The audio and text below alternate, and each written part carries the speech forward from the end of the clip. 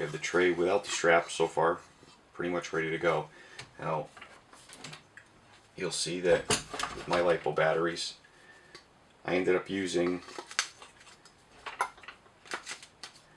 the second hole in. You'll see that that just fits the batteries perfect. I don't need any foam blocks or spacers or anything, so I like that a lot. Nice and simple. Okay, now we're going to talk about how to install the battery straps, and it might seem very simple, and it can be. If your battery packs are shorter, you would just install the strap like you would in any other battery tray, and you're pretty much good to go.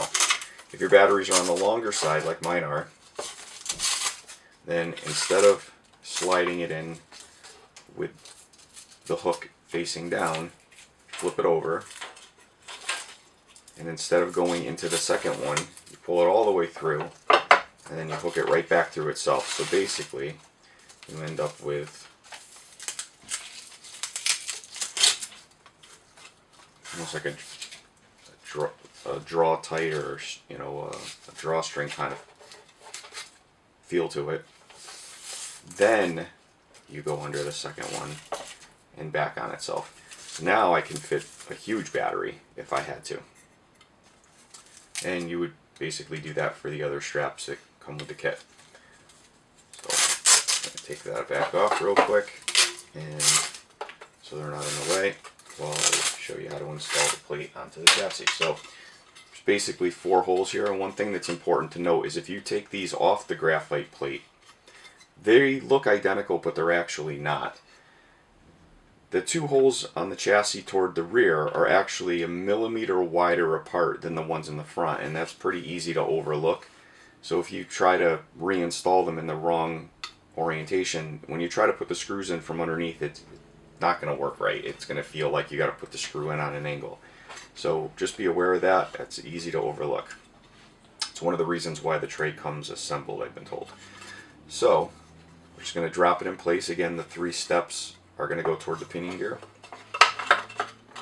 and we're going to install it with a flathead 4mm screw.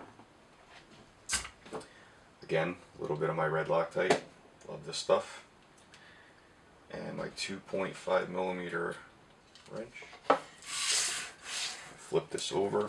Any of you wondering where this setup stand came from, it's ajsmachine.com. Really cool. Comes in a few different sizes. They actually make a larger top for a larger scale. I bought this before I had a 5th scale, and I like it a lot. It's got some places to hang tools. Definitely check those out.